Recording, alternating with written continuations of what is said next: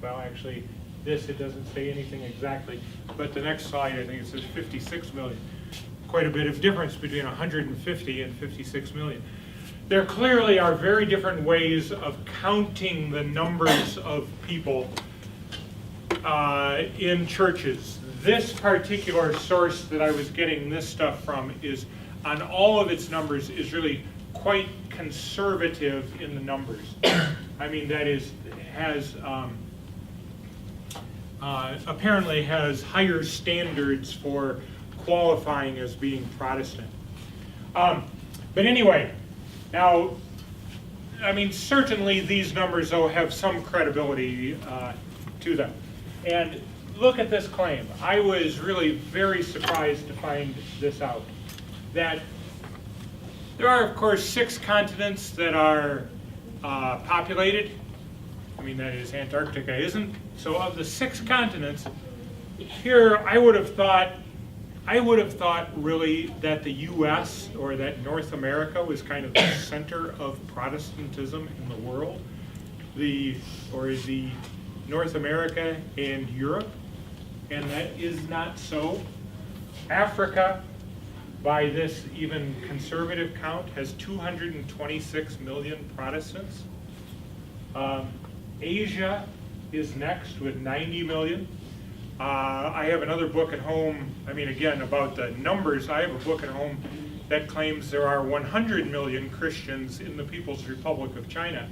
And if that is so, of course, then there are really more in Asia than these 90 million. But Africa has far more Protestants than we do. Almost half of the world's Protestants now live in Africa and in sub-Saharan Africa. Asia is second there. Europe a little bit behind Asia. South America ahead of North America. That there are more Protestants in what we think of as Catholic Latin America than there are in North America, according to this count, by just a little bit. But and then North America, and then Australia is the weakest here. Okay,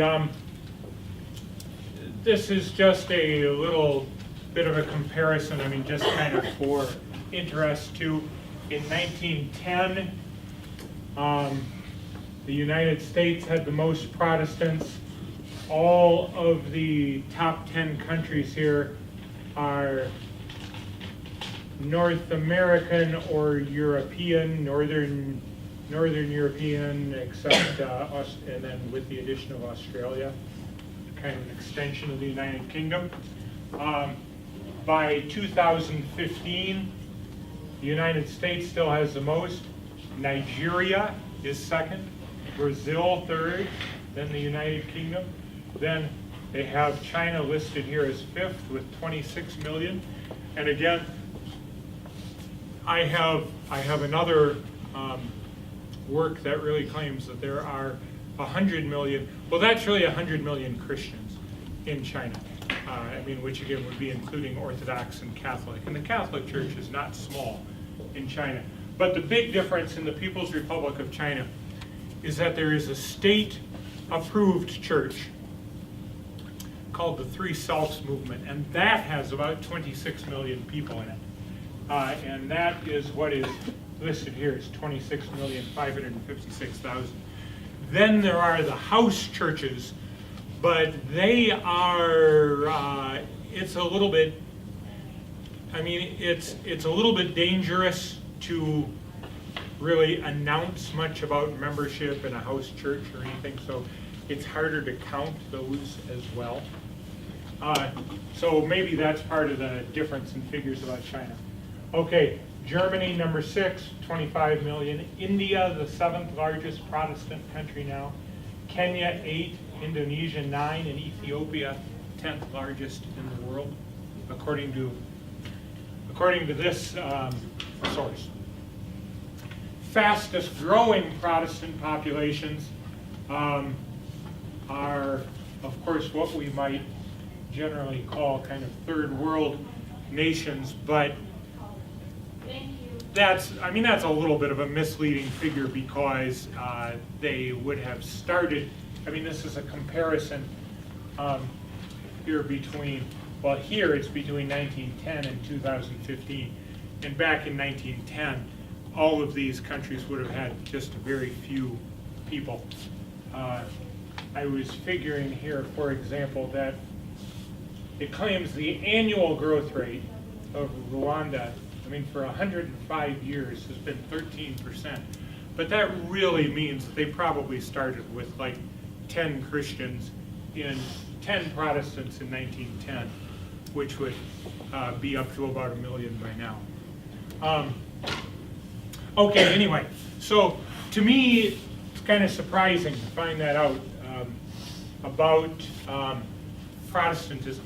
Okay, a little bit about Protestant Christianity in the U.S. Obviously, a thing that probably most of you know already is that some of the very early immigration pilgrims, Puritans, were religiously motivated and were Protestants. In fact, they were kind of the radical, or some of the radical Protestants of the time. Certainly not all of them. But a lot of the foundation of the early immigrants really were Protestants. Of the 13 colonies that became states, of course, 12 of them were more or less Protestant, and then only Maryland was founded as a Catholic colony instead. Though, of course, they had, the degree of Protestantism varied, and certainly, again, people immigrated for lots of reasons, and one often thinks that, for many people, certainly the economic reasons were as important as the religious ones. Wikipedia article here, this is just a little bit of that which I included just to say that it says here in the Wikipedia article, Protestantism is the largest group of Christians in the U.S. with combined denominations, accounting for about half the country's population, or some 150 million people. So again, how many Protestants are there really? Hard in the U.S., hard to tell. That previous source, incidentally, I think does not count, or the one that was saying there are 56 million, is saying that independent churches are not Protestant. Many of the mega churches and so on, they were not counting those. They were only counting members of denominations. Okay, so why is this a big deal at all? Why do I think that this is worth even talking about? Well, Protestantism, of course, brought about, some of the Protestant denominations particularly held different ethical positions. You may know of, for example, the historic peace churches, Quakers, Mennonites, Amish, who are type Mennonites, are all pacifists. Well, I say all, Mennonite brethren, not quite as much, but they are the historic peace churches. And of course, there were differences again in governance and authority. That is, they did not accept papal authority at all. Why is this a big deal? Well, it's a big deal, of course, if you are a Protestant, or for that matter, if you are a Catholic. Those are considerable differences. But what I really wanted to talk about in this setting is more about some of the changes Protestantism brought about outside of the church. Now I've got a bunch of things here where I'm just really going to I'm doing a quick version of it. There are a couple of things I want to say in preparation. One is, I've made this point already, but that is causality in humans is extremely complex. There's a whole bunch of things here where people are arguing that Protestantism is the cause of such and such, or is a cause of such and such. I think, we've got to take all of that, or any claims about causality among humans, always with a bit of a grain of salt. Again, my view is humans are really complicated, and we do things for mixture, a mix of different reasons and emotions. Some rational things, some irrational things all at the same time. And it's probably overstating things in all of these arguments to say that Protestantism is the cause of such and such thing. The other thing I want to mention is, maybe with the exception of this first one, this is pretty indisputable, but otherwise the Protestant Reformation is all of these points are arguable. Professor Dr. David Beauvais is sitting over here, for example. David could no doubt give you a lot more detail on the arguments. Why would a person argue that Protestantism is the cause of X, and how would you argue it against it? These are all live arguments among historians, among sociologists of religion, ongoing right now. None of these are settled, but these are the claims. None of them, again, except this first one. Clearly, one result of the Protestant Reformation was the disunity of Christianity, where there was one denomination in the Western world until October 31, 1517. Now, by the count that I ran into there are 41,000 Protestant denominations in the world right now. I have up here, I did a little search on Google Maps just for churches of Hayes, and it didn't even come up with all of them. But, even if we look at a small town like Hayes, full well, there's a Missouri Synod Lutheran, there's an Evangelical Lutheran Church of America, ELCA Church. I think that there's still a little Wisconsin Synod Lutheran. 3 different kinds of Lutherans. There are different kinds of Baptists. There are independent churches, etc. So Presbyterians, Methodists, all kinds of things here. Okay, but among the things that are supposedly were brought about by the Reformation, one is the rise of the powerful nation state as we now, we understand the political realm in terms of nations, and that there is a defined border, and one side of the border is one country, the other side is another country, but it really wasn't always that way. Back to this Holy Roman Empire, where there were these 224, principalities or jurisdictions within it, there were even kind of contradictory ones, where a particular, it's sort of as if Ellis County had allegiance partly to Kansas and partly to Montana, or something like that.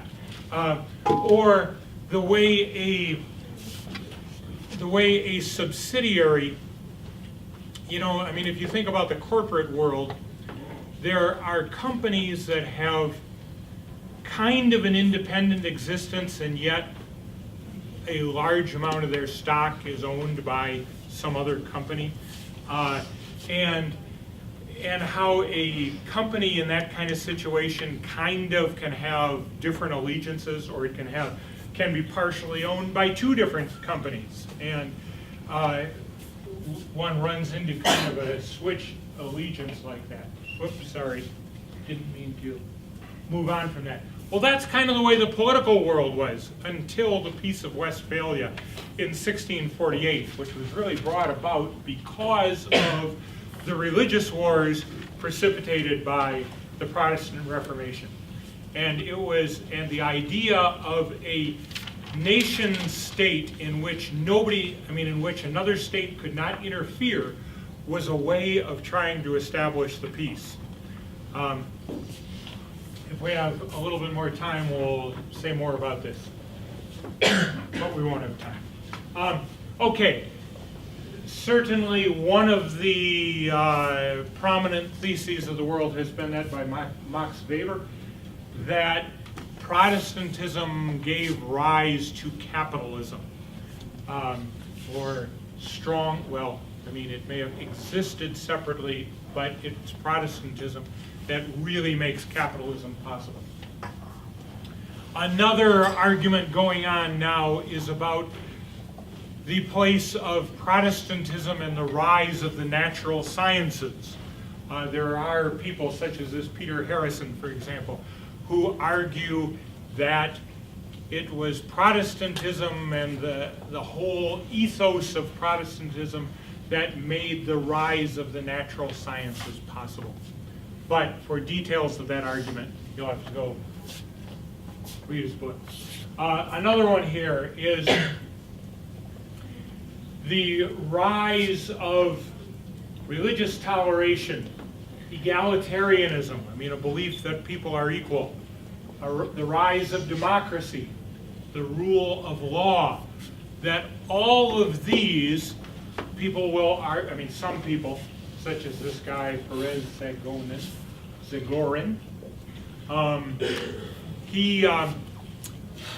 that they argue that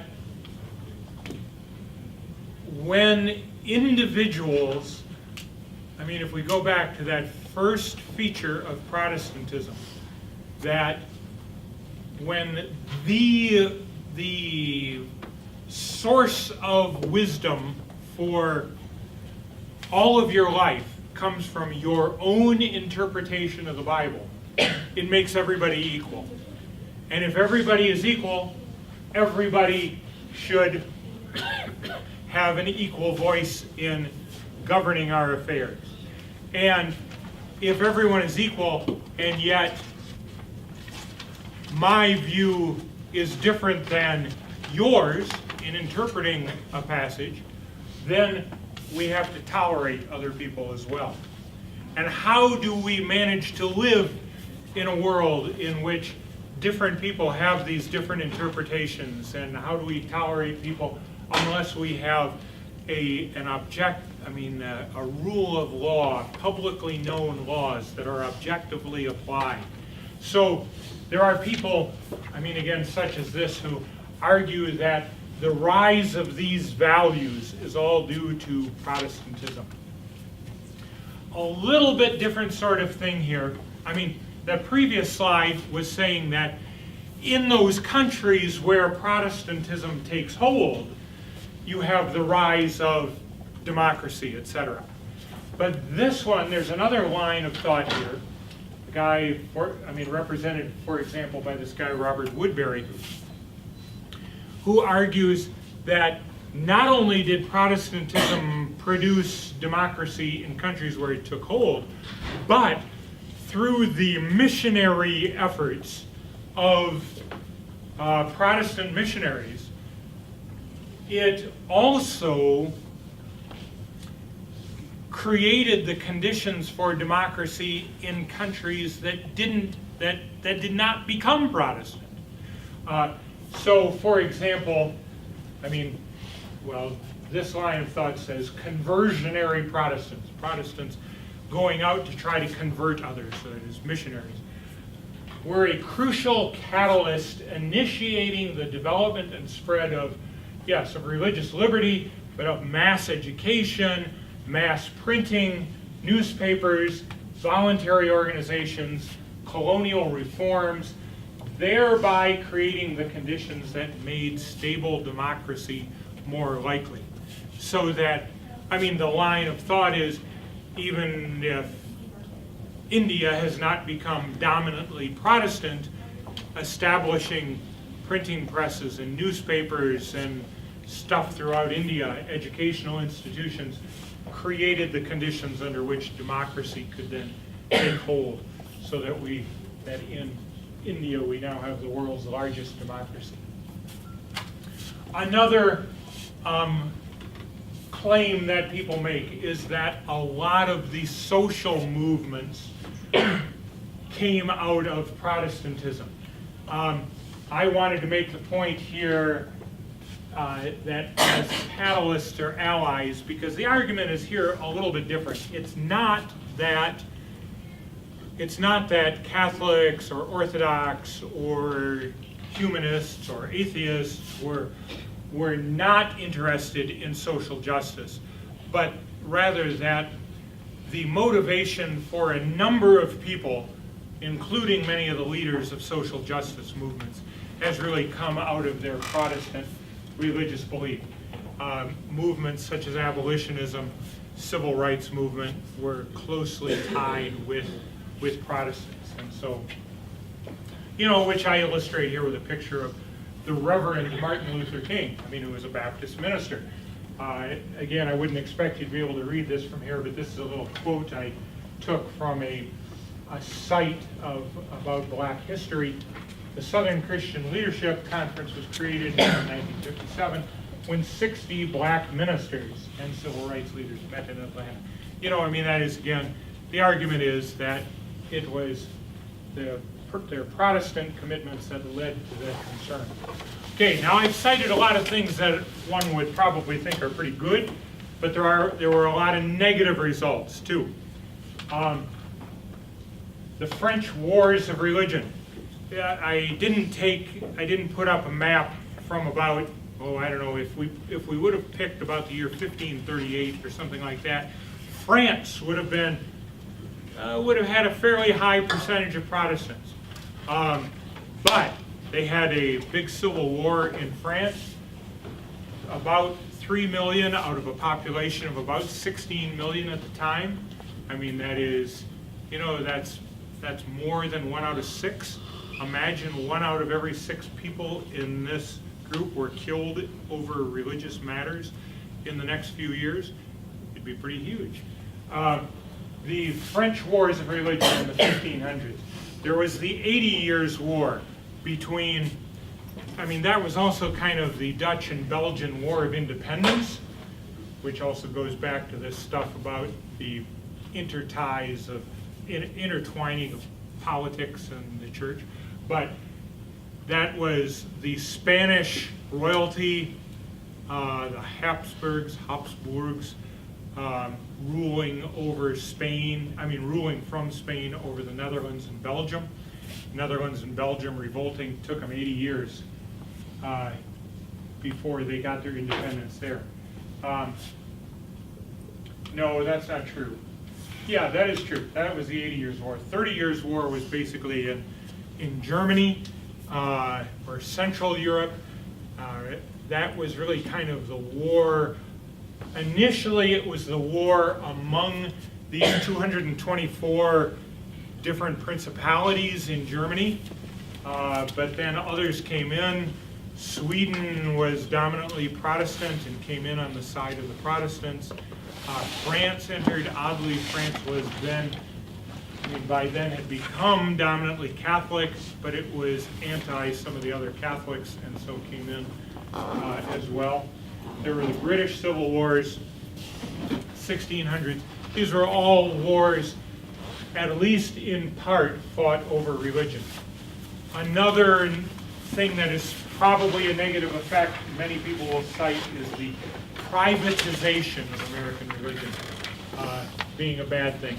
And certainly a kind of, what I call there a factionalism, a dividing up, and that is producing hatred among religious groups,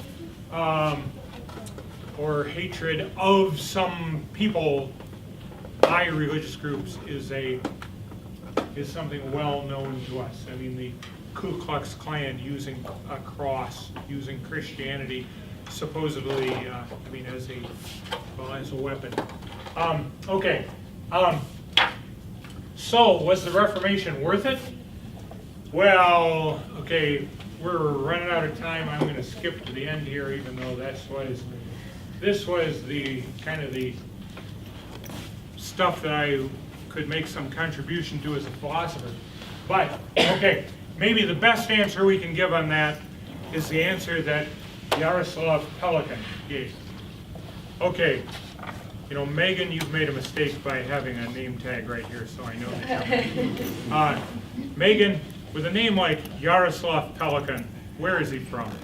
Russia. Akron, Ohio. Obvious, isn't it? Okay. At least he was born in Akron.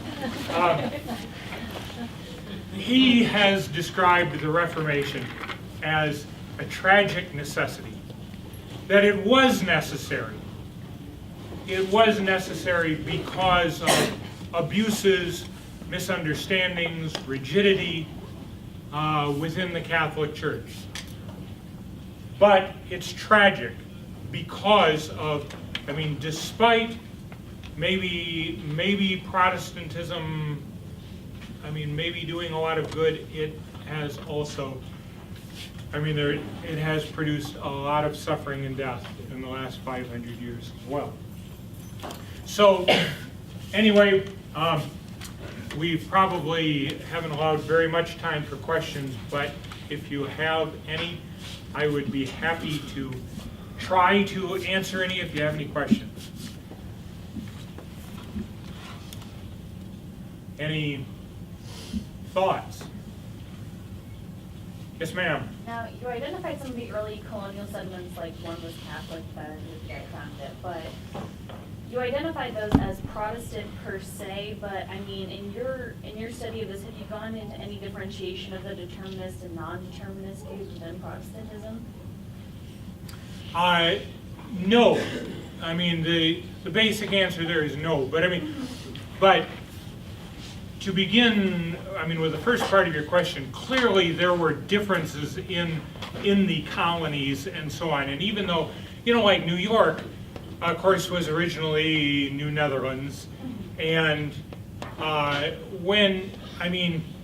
Netherlands was Protestant, but you really wouldn't say that the motivation for the establishment of the city of New Amsterdam wasn't really a religious mission in the way that Massachusetts was, or something like that. But no, clearly Calvinism has put much more of an emphasis upon a kind of a deterministic or predestinarian view, and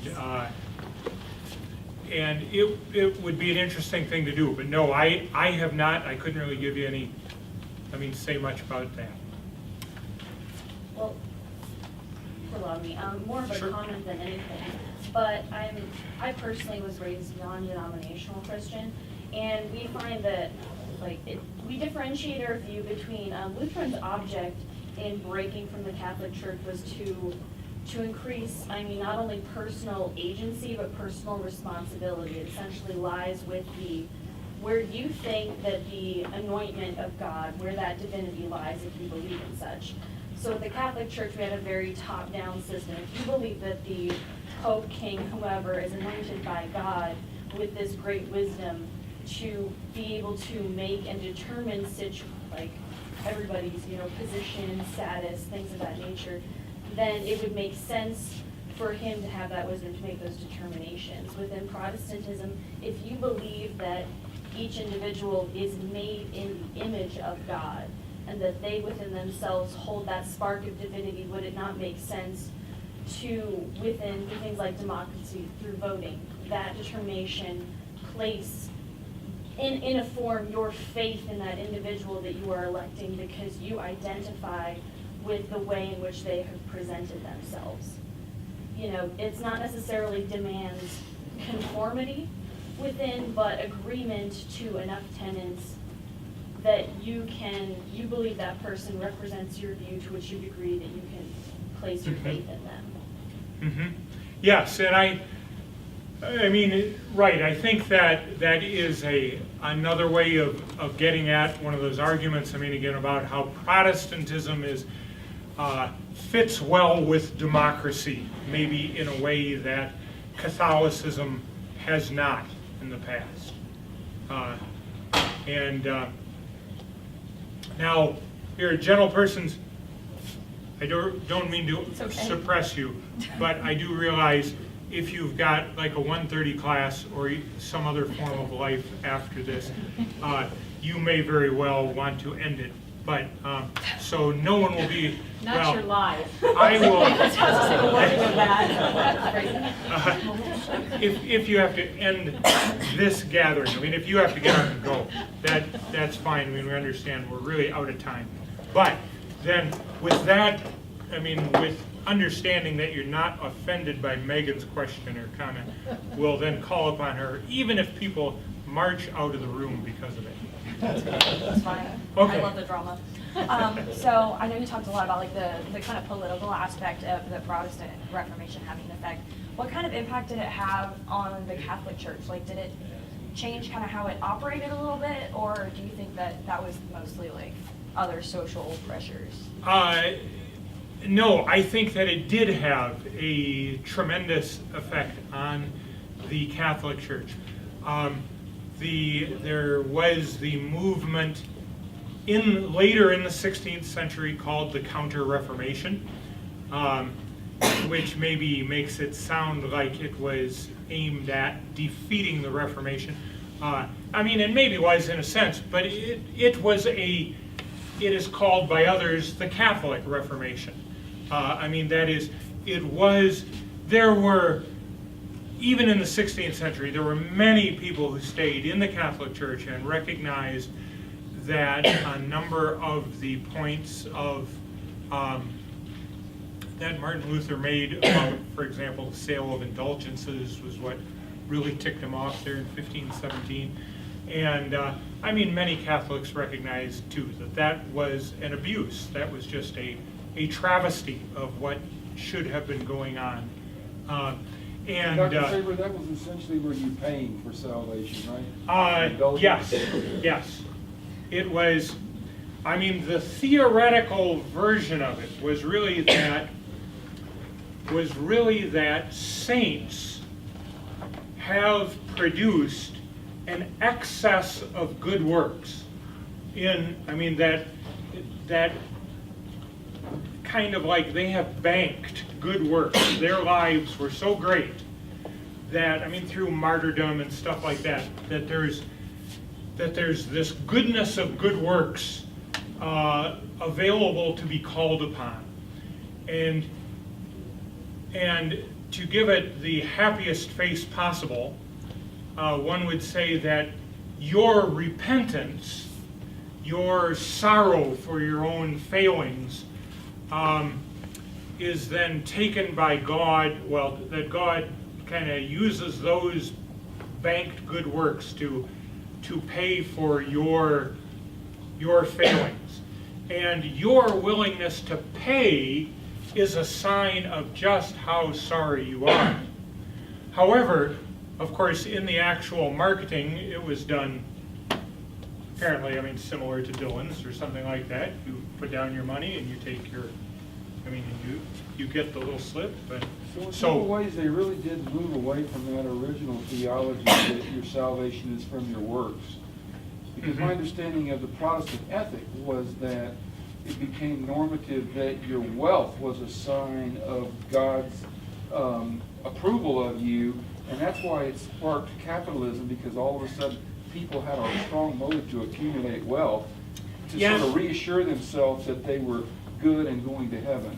You know, I know that, I mean, that is the Max Weber thesis there in the one about capitalism and Protestantism. And he cites the Calvinist form of Protestantism in particular, which is like what the Puritans were and so on. Now, I was born and raised a Calvinist and have a lot of sympathies with that still. And I was never, there's nothing in the doctrine of the church that I was in that would ever say that God somehow rewards people with wealth or something like that. The closest would be, I mean, in fact, the view really is more, I mean, and again, you kind of see this in the Puritans there too, that actually life here is probably going to be kind of miserable. But you may, well, it's your duty anyway. But if there's a reward, it would be in a life after death. But where, even from the kind of, I mean, view I have, where Max Weber is right, is that within Protestantism, and certainly within Calvinism as well, there is a view that, well, it's sometimes called the sacredness of all vocations. And that is, in Catholic circles, there is a tendency to think of the vocations. I mean, vocation, of course, comes from the Latin word just for calling. That vocations are when a person is called to a particularly religious task. I mean, being a priest or being a nun or being a monk. Those are vocations, whereas being a sociologist or a philosopher is not. Protestant thinking tended toward, well, I mean, toward holding the sacredness of all vocations. That is, that any job that you can be, that any job is a calling, and thus you ought to work really hard. But I must admit again that the Weber kind of characterization of Protestantism may very well be true of strands of it, but it wasn't of the strand of Calvinist Protestantism that I was most familiar, or I am most familiar with. So, you know, 200 years later, after, I mean, Yes, the right. norms of the Protestants may have been very different than they are Yes, yes, that is certainly true, and you know, you certainly did see things like, I mean, the Dutch were early adopters of Calvinism, and you certainly saw the Dutch becoming very, I mean, it might be that they would go to a Protestant church, a Calvinist church on Sunday. In fact, the state church was Calvinist, but they would be rapacious Calvinists on Monday, and they rapacious capitalists on Monday. What does that mean? Rapacious. Well, $5 word. I mean, Exploited. it's related to the word rape. I mean, that they were, Okay. you know, very unethically capitalist. I mean, willing to take advantage of anybody. And incidentally, what I mean to say too, in talking about the sacredness of all vocations and characterizing that contrast with the Catholic Church, that again is the Catholic Church 400 years ago, 500 years ago now, compared with. After Henry VIII, of course, the English were divided into Catholics and Yes. Protestants. And the Catholics were not treated very well. Yes. And this was, I'm convinced, a political move. If you read any biography of Henry VIII, any history on him, you see that people remain in the Catholic tradition. Yes. Although it was a question of who was the boss, right? Yes. He didn't want the Pope to be the boss, but he didn't really, I don't see him as a Protestant. He wasn't protesting anything the Catholic Church did. He just didn't want the Pope to be the boss of it. So I sometimes wonder myself why they call Anglo-Catholics Anglicans Protestants. Well, yeah, that is a good question. Of course, the 39 articles are pretty Calvinistic in their theology. And there was the rejection of papal authority. Of course, in that sense, they were Protestant, and I mean, in taking the property. The Catholic, yeah, they took away the property. And Yes. didn't But- allow Catholics to inherit or anything. Yeah, I mean, you're certainly right, though. Well, I say certainly right. It's not mine to say whether you are right or wrong. But I agree with you that the well, I think the English Reformation was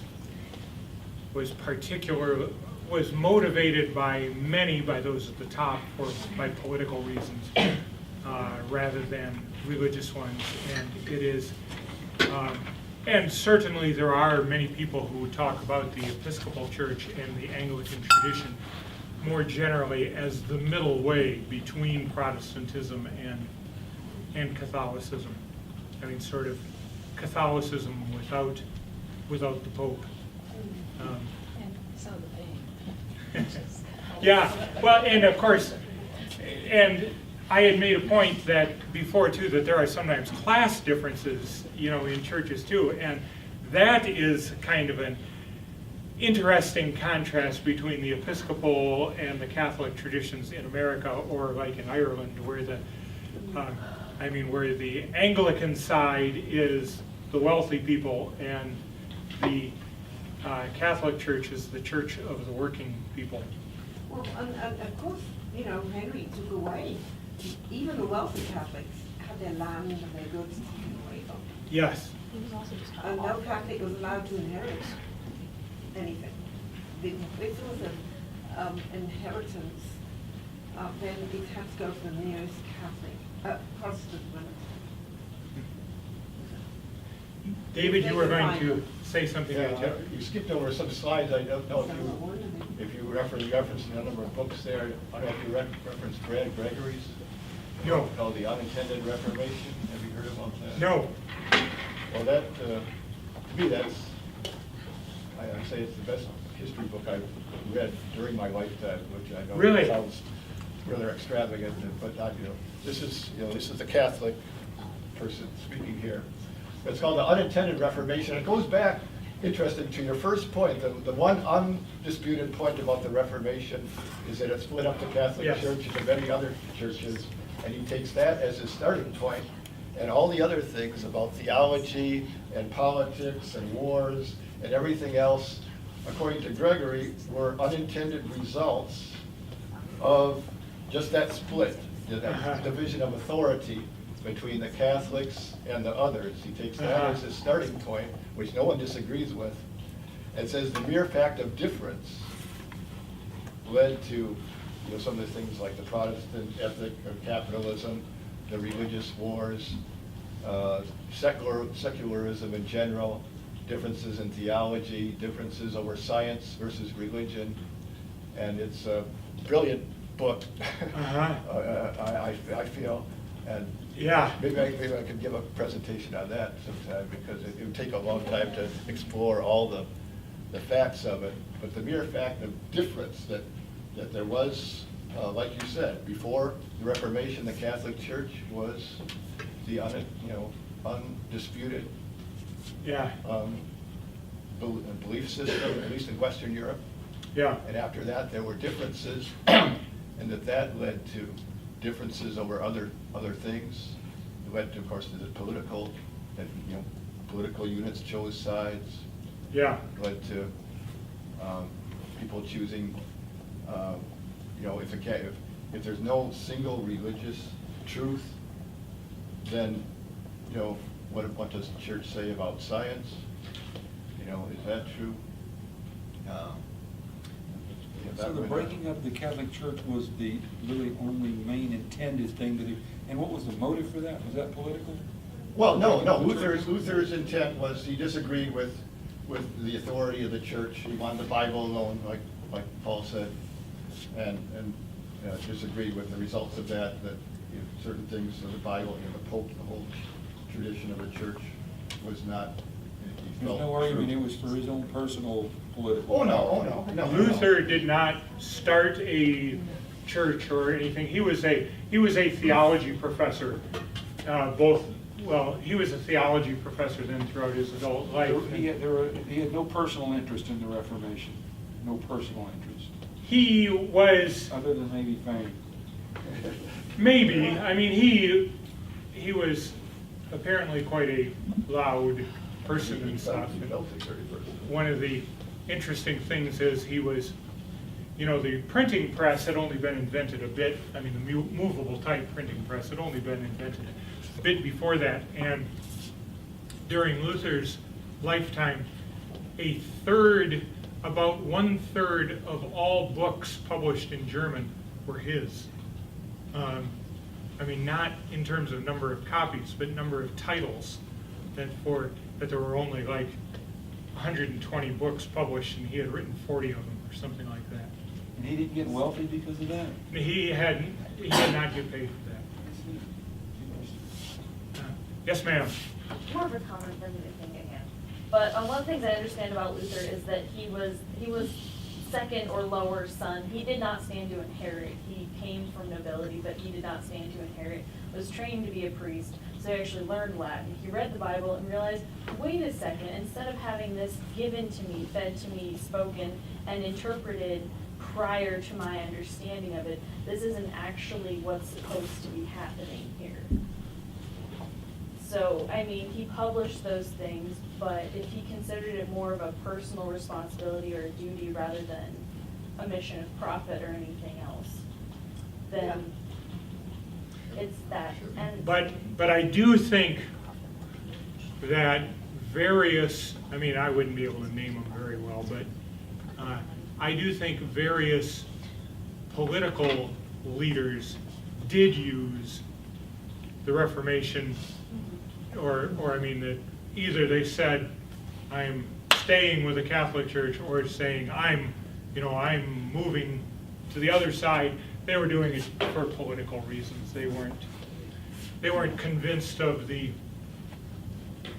that one theology was better than another or something like that. It was just a tool. I have just a comment, this is not good to me. You know, even today in Germany, and you probably know this, everybody probably knows this, there's still a tax on religion. Now, you can fill in a whole bunch of forms and be sort of, what would you say, excused from paying this tax. But there is basically a tax. Yes, right, though, So you're gonna pay it to the Catholic Church, yes, right, Protestant Church, to yes, right, exactly. That's you true. can get out of it. It's not, you won't go to prison if you don't pay it, but you must fill in the forms first to say, well, I have no religion. That's Well, interesting. yes, ma'am. What would you suggest? I suppose it's involuntary tithing. Yeah. What would you suggest for further resources, further information on the differences in Catholic and Protestant beliefs, on history, that sort of thing? Because I mean, I know a little bit, but I have studied very little, and I'm interested in the topic. Okay. Come from the Protestant tradition, that's the Protestant tradition. Boy, I'm not sure whether all of you could hear the question, but it was, what would be a good follow-up source on this? Dr. Beauvais just mentioned, a book here by Brad Gregory, and so that may be a very good one. Well, I had mentioned in here too this one historian of American religion, Jaroslav Pelikan, and boy, Pelikan is a really good historian. Martin Marty is a contemporary historian. I mean, I don't know, he's probably 80 years old or so now, but he's still alive and everything. And Martin Marty has some good books. Yes. The titles off the top of your head? I do not. David, would you have a good... Pilgrims in their own land, I think, is the title of one of Marty's books. Uh-huh. It's about history of American. Did you ever have Martin Marty for a class? I did. I had a chance to do it, and I regretted it ever since that I haven't. Uh-huh. Because I did go to the University of Chicago, Where he was teaching? one of my friends had it. So Uh-huh. thought he was very good. And I've heard him speak, give public talks like this. Little larger crowd, but. Well, I thought she said she wanted a book that targeted the differences between Yeah. Protestant and Catholic theology. Did you hear that part? That Yeah. book is good for that? Well, no, it's more a history. Okay. Yeah, as far as, I don't know, they're probably website. Yeah, Yeah, you could probably Have get that internet kind of thing pages that pretty would- well. I don't know. I mean, I could. yeah, I'm sorry we're not Catholic giving you a very books. definite answer on that. It's but- okay. Thank you for trying. I was gonna say, like, I grew up Lutheran, Missouri Synod, I converted to Catholicism after like five plus years of looking into it. And it kind of just depends on what you want to, it's hard to find an unbiased, book from it. Yeah, of course. Like, you either are gonna find it from a Protestant view, which, or the Catholic view. So my suggestion would be to kind of, in your search online, find those books from both sides and read from both sides. Because you're gonna find the biases no matter what. Like, if Yeah. you're not looking at it strictly historically, you're gonna find that biases. Okay, thank you.